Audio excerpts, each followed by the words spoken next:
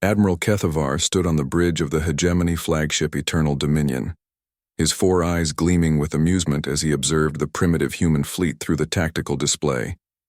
The ragtag collection of vessels limped through space, like wounded animals, their hulls scarred, their engines sputtering, their weapons woefully outdated by galactic standards. "Look at them," he chittered to his subordinates, mandibles clicking in the Krillian equivalent of laughter. Copper, wiring, chemical propulsion, kinetic projectiles. These humans still fight with the same technology they used centuries ago. Commander Zeftal nodded enthusiastically. "Intelligence reports indicate their flagship is over 200 years old, Admiral. The USS Constitution, they actually restored an ancient warship rather than building something modern." The bridge erupted in alien laughter. The hegemony had conquered 17 star systems with their quantum phase disruptors and reality-warping shields. Their ships could fold space, manipulate time, and harness the power of collapsing stars. What could these primitive humans possibly do against such technological superiority? "Signal the fleet," Kethavar commanded. "We'll make quick work of this. The humans will serve as a cautionary tale to other species who dare resist the hegemony." 3,000 meters away, Captain Sarah Chen stood in the cramped CIC of the USS Constitution, her weathered hands gripping the tactical rail as damage reports flooded in. The old girl had seen better days. Her original commissioning date of 2157 made her ancient by modern standards, but she'd been lovingly maintained and upgraded by 5 generations of engineers who understood something the galaxy had forgotten. Sometimes the old ways worked best. "Ma'am," called out Lieutenant Rodriguez from the sensor station. "Enemy fleet is moving to engagement range. Count shows 47 vessels, including 3 dreadnoughts." Chen nodded grimly. The human fleet consisted of only 12 ships, all of them older designs that the hegemony considered obsolete. But what the aliens didn't understand was that humans had learned something crucial during their centuries of warfare. Adaptability wasn't about having the newest technology. It was about making the most of what you had. "Weapon status, Mr. Kim?" "All railguns loaded with depleted uranium. Slugs, nuclear torpedoes armed and ready. Point defense systems online." The weapons officer paused. "Ma'am, we're also carrying the special package Admiral Torres authorized." Chen's eyes hardened. The special package was humanity's last desperate gambit. A prototype weapon so dangerous that even the humans weren't entirely sure it would work. They'd had only one chance to test it, and the results had been significant. "Not yet," she said quietly. "Let them come to us." The hegemony. Fleet advanced in perfect formation, their sleek vessels gleaming with energy shields and exotic matter plating.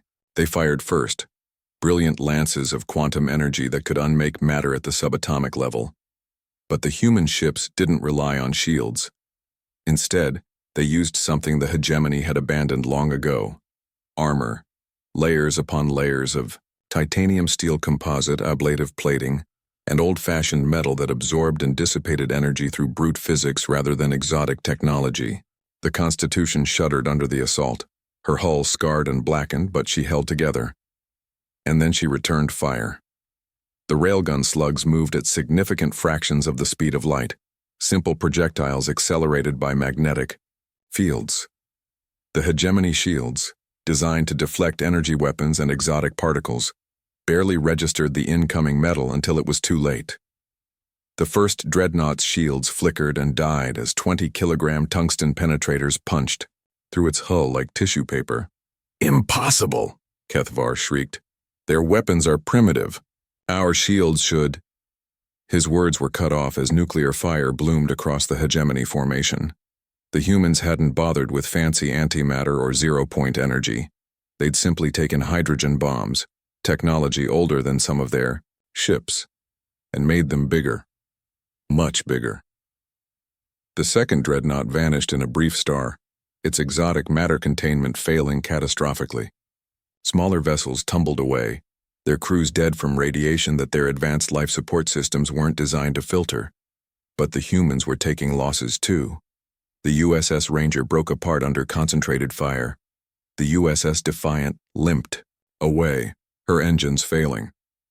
The Constitution herself was barely holding together, atmosphere bleeding from dozens of hull breaches. "Admiral," Commander Zeftal gasped, "perhaps we should withdraw and call for reinforcements." "Never!" Kethvar's rage made his voice crack.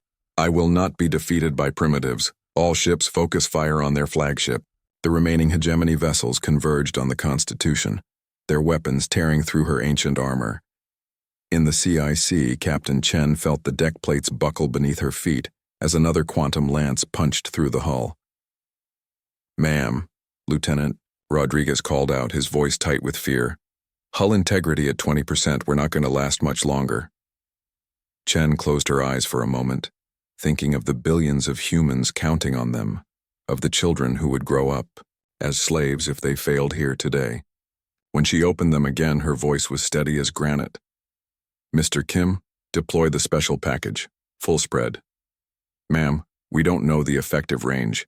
We could catch ourselves in the—" "I said deploy it." The weapons officer's hands flew over his controls.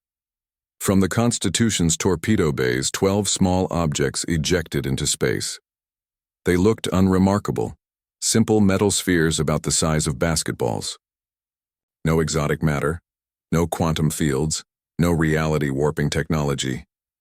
Just good old-fashioned human engineering. Each sphere contained compressed matter, held in magnetic suspension, iron mostly, compressed to near neutron star density. When the IDI containment fields collapsed, physics took over. 12 miniature black holes materialized in the heart of the hegemony formation. The effect was immediate and devastating. Space-time itself twisted as the artificial singularities devoured everything. Within their event horizons, ships that had seemed invincible moments before were stretched and compressed, their exotic technologies useless against the fundamental forces of the universe. Admiral Kethvar had just enough time to understand what was happening before his flagship crossed the point of no return. His last thought was a grudging admission that perhaps the humans weren't as primitive as he'd believed.